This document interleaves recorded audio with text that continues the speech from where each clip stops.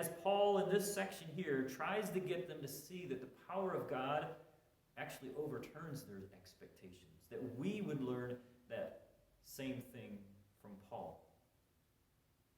It doesn't matter, I guess, if you look at it from the Corinthian standpoint or our standpoint, but one of the first things we have to do in understanding God's work is to understand that he works in a very, to us, an unorthodox way. In verse 17 of chapter 1, Paul introduces two words: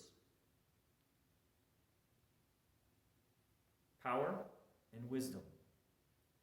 And these words carry on throughout the rest of this chapter, and we'll see them come up periodically throughout the book. But for these next couple of chapters, next couple of verses, Paul really hones in on these two words of wisdom and power.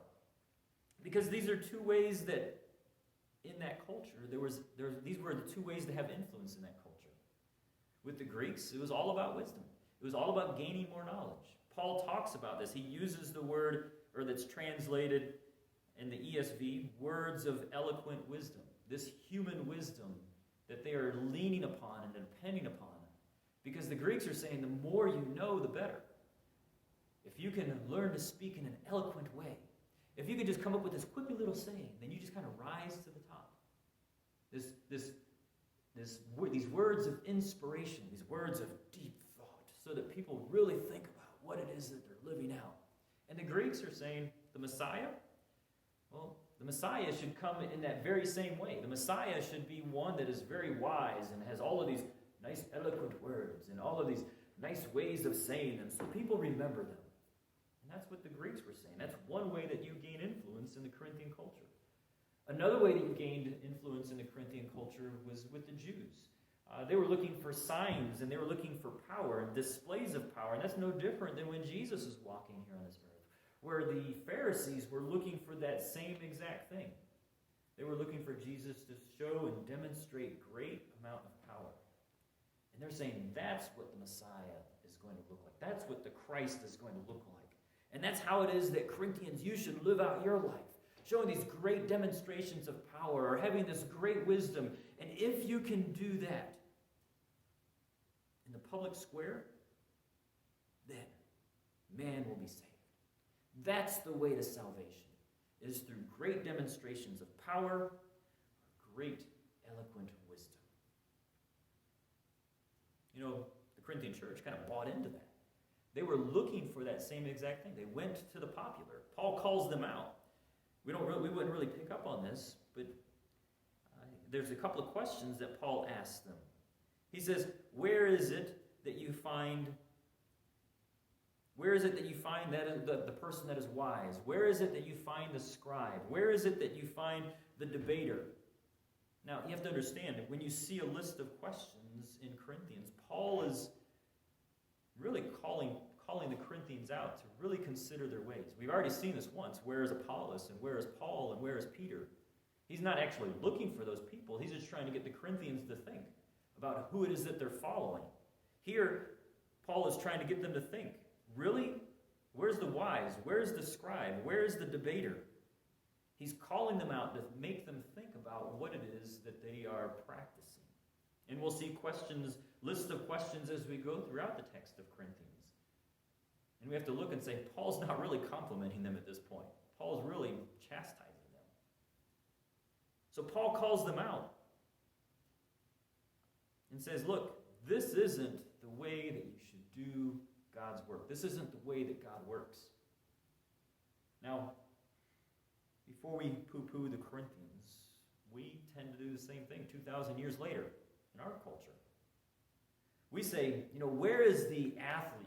Or where is the entertainer? If I can just get an athlete to endorse my product, if I can just get an entertainer to say a good word about my company, then, the sales will skyrocket.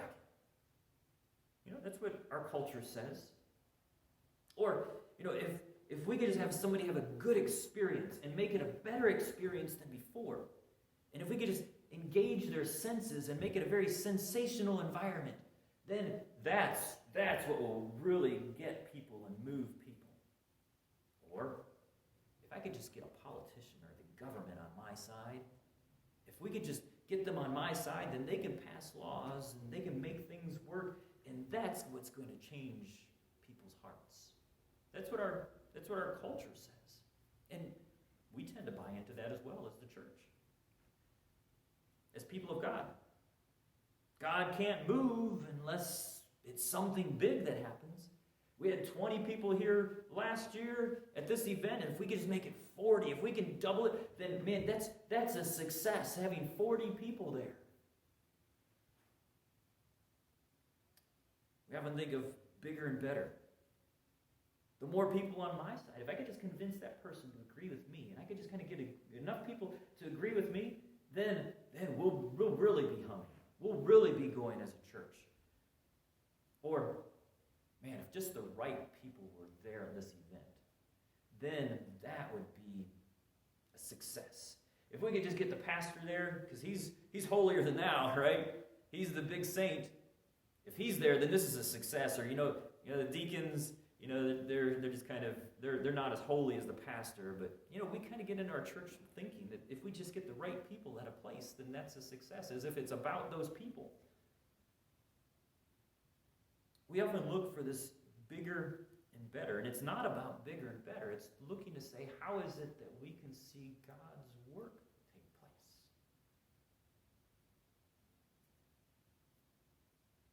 It sounds like you're saying, Pastor Jeff, that big is evil. That these platforms that people have or the practices that people do, those are the things that are evil. Those are the things that we just need to stay away from. They shouldn't be used in any part of God's work. And that's not what I'm saying. Because there are people, there are good people that have platforms that are doing great things for God's work. They are doing great things for the gospel with their platform.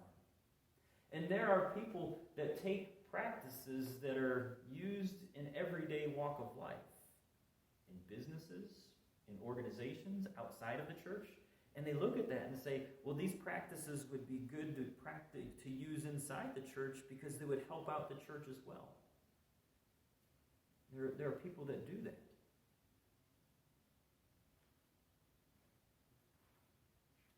What I am saying is this, that if you take those practices and if you take those platforms and put them to a degree where they are above God's way, then they're foolish. If you're saying that these practices or these platforms are what's going to change a person's heart, is what's going to save them, then there's a problem with that. Because we're taking those practices and those platforms and placing them above the way that God works. Those platforms and those practices, rather than doing God's work, become a stumbling block. It's taking those practices and platforms and saying, these are good. These are good to use and good to acknowledge and good to recognize.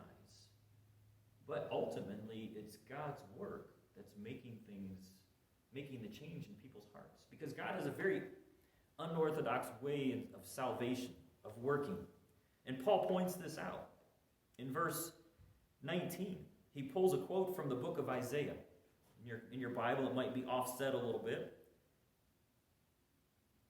And what's happening here is he pulls this quote from Isaiah, and so we have to go back and look to see what's happening in that time frame.